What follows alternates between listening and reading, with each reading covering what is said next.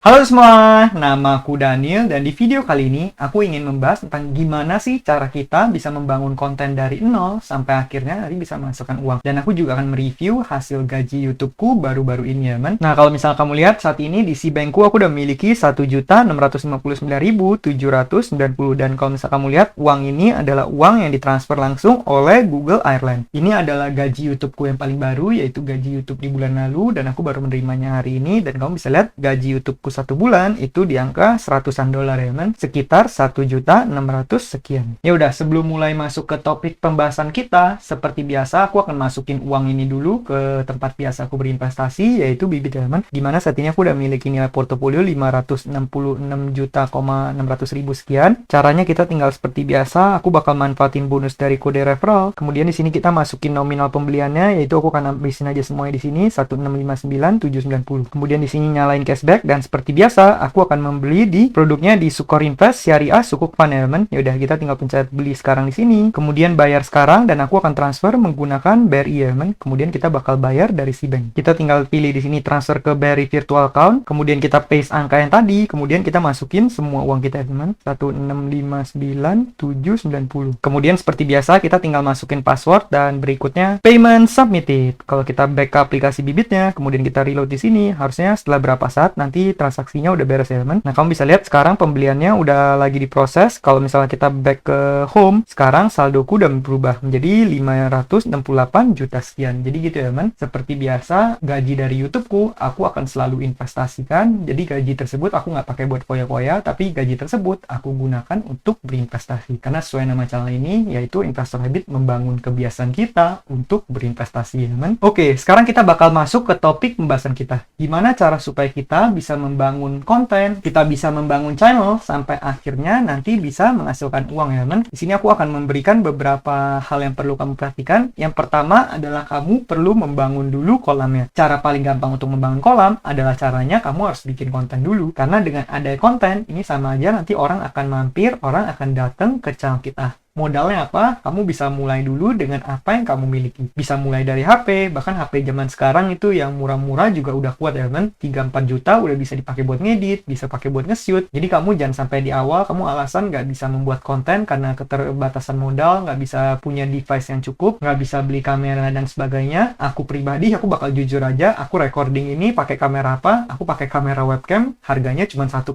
juta. Jadi bener-bener nggak ada alasan untuk kamu nggak bikin konten karena misalnya kurang device ataupun kurang uang ya kan. Aku pribadi modal yang aku keluarkan gak gitu besar, tapi secara akumulatif aku udah menghasilkan ratusan juta juga ya teman dari sosial media, dan kedepannya pasti akan terus menghasilkan lagi. Lagi pula kalau misal kamu sebenarnya peduli banget dengan kualitas, sebenarnya di luar sana apalagi para penonton itu mereka nggak peduli dengan kualitas kita ya. Bahkan di beberapa platform tertentu, contohnya kalau misalnya di platform TikTok, nah itu bahkan editingnya semakin raw semakin bagus, orang semakin banyak yang nonton. Jadi pada akhirnya sebenarnya bukan tentang gimana shotnya, apakah bagus atau enggak, tapi lebih ke arah kontennya apa dan gimana kamu cara menyampaikannya. Jadi bagi teman-teman yang baru mulai, kamu nggak perlu khawatir, kamu boleh mulai aja dulu dengan apa yang kamu miliki. Nanti kalau misalnya kamu udah perlahan-lahan mendapatkan uang itu kamu gunakan lagi untuk misalnya beli device yang lebih oke, beli mesin edit yang lebih oke, misal kamu pengen bayar editor, itu juga boleh. Yang penting kalau di awal, kamu harus be resourceful dan mulai dulu dengan apa yang kamu punya. Yang kedua, poin berikutnya kamu harus belajar komunikasi. Bagi teman-teman yang baru mulai, mungkin kamu ngerasa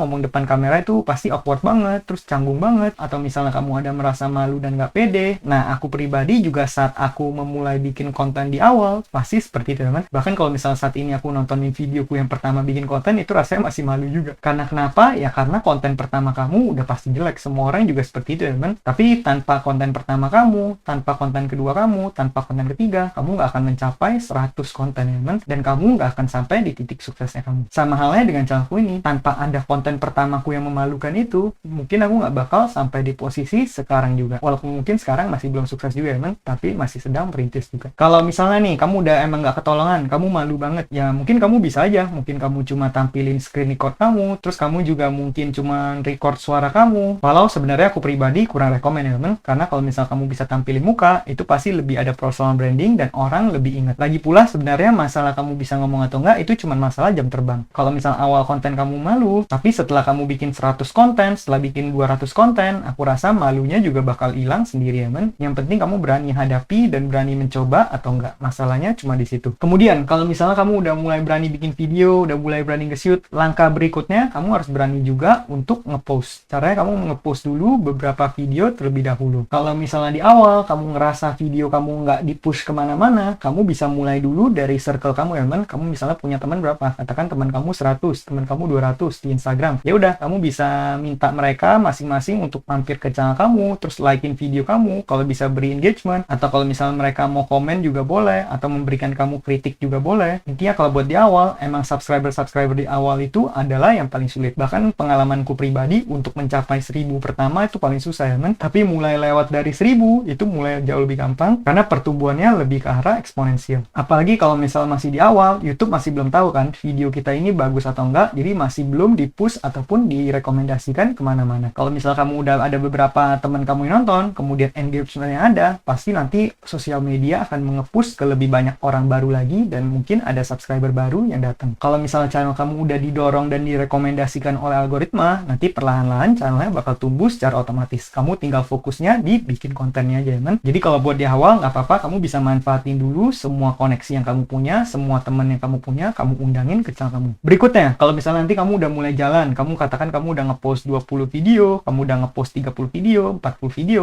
dari situ kan udah mulai ada data ya man. Nah dari situ kamu udah harus mulai mempelajari datanya. Caranya gimana? Caranya sesimpel kamu ke analitik, kemudian kamu lihat kira-kira dari video-video kamu mana yang berperforma baik, top videonya apa aja, terus dari situ kamu boleh cek ya, kalau misalnya satu video itu bagus nih, mungkin dapat ratusan ribu penonton, terus juga banyak yang like dan banyak yang komen. Nah dari situ kamu bisa cek kira-kira apa yang menarik dari video itu. Apakah mungkin cara penyampaiannya bagus, atau misalnya pembahasannya, atau misalnya emang topiknya bagus di situ, atau mungkin editingnya yang benar-benar kena banget ke para penonton. Nah terus kamu coba analisa kira-kira kenapa video kamu yang satu itu bisa lebih berperforma baik ketimbang video-video kamu yang lainnya. Kemudian dari satu video itu kan kamu juga bisa lihat ya, pasti di kolom komentar nanti mulai rame, kira-kira mungkin ada orang lain yang bertanya soal video tersebut, terus nanti ada juga yang mungkin merekomendasikan atau request untuk bikin video lain. Nah itu sebenarnya itu pertanda yang bagus, karena kalau misalnya sampai banyak orang yang tanya ke kamu, itu adalah sign positif. Itu artinya mereka benar-benar menghargai pendapat kamu, mereka mendengarkan pendapat kamu. Itu artinya juga mereka menghargai perspektif kamu. Jadi kalau misalnya ada subscriber yang bertanya ke kamu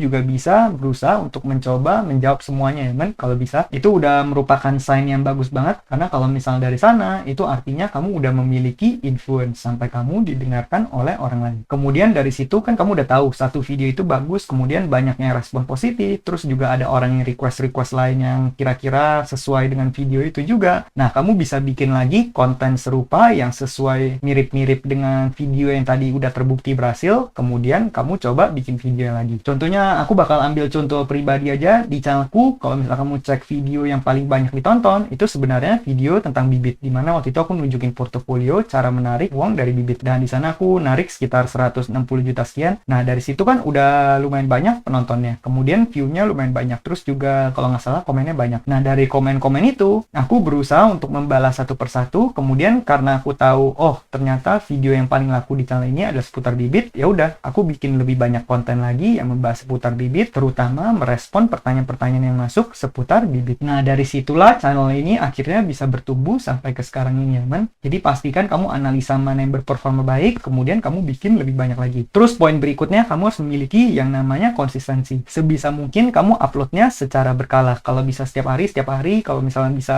2 hari sekali, itu juga boleh. Kalau misalnya bisanya 1 minggu sekali, 1 minggu 2 kali, itu juga boleh. Yang penting kamu uploadnya itu secara konsisten ya. Kalau misalnya itu masih sulit, ya kamu bisa juga. Misalnya kamu bikin kontennya banyak sekaligus dulu. Katakan Sabtu ini kamu lagi nggak ada kerjaan, ya udah Sabtu kamu nge-shoot katakan 5 video, kemudian nanti kamu postnya secara berjadwal, Senin, Rabu, Jumat, kemudian minggu depannya lagi Senin, Rabu, Jumat. Nah itu juga boleh. Atau misalnya kamu post setiap 2 hari. Yang penting kamu usaha sebisa mungkin untuk post secara berkala ya man. Karena di YouTube ini juga lagian kamu udah bisa nge-set jadwalnya. Kamu bisa set kamu pengen di postnya berapa. Aku pribadi juga seperti itu. Biasa kalau aku nge-shoot bisa banyak sekaligus, kemudian aku set post secara berkala ya man. Nah poin terakhir adalah monetisasi. Sebenarnya monetisasi itu jalannya ada banyak banget. Cuman satu hal yang bisa aku sampaikan, kalau misalnya di awal kamu nggak usah terlalu fokus ke ini. Kalau misalnya kamu ada yang bayarnya dikit, nggak apa-apa, kamu ambil dulu aja sampai dan nanti portofolio kamu lumayan banyak, kemudian kira-kira para brand udah puas dengan performa kamu, nah mulai dari situ kamu baru boleh mulai charge lebih mahal sedikit ya teman. Kemudian kamu mulai aktif mencari orang-orang yang ingin endorse. Kemudian kamu juga bisa membangun berbagai macam sumber penghasilan, karena sebenarnya yang namanya YouTube itu benar-benar scalable ya. Ada banyak banget cara menghasilkannya, tapi mungkin nanti aku bakal bahas di satu video tersendiri supaya nggak kepanjangan. Karena sebenarnya jumlah subscriber itu nggak menentukan penghasilan teman. Aku tahu berapa channel yang mungkin subscribernya 100.000 atau mungkin masih di bawah atau sedikit lebih dari itu, tapi penghasilannya bisa jauh mengalahkan YouTuber-YouTuber yang bahkan subscribernya di angka jutaan. Jadi sebenarnya itu nggak menentukan, tapi lebih ke arah gimana monetisasinya ya teman. Nah mungkin sekian aja pembahasanku pada video kali ini. Teman-teman boleh request kalau misalnya pengen dibikinin video mengenai topik tertentu ya. Bagi teman-teman yang baru mampir dan pengen belajar investasi, boleh cek videoku yang lainnya. Sekian video dari aku, semoga video ini bermanfaat, dan akhir kata jangan lupa untuk selalu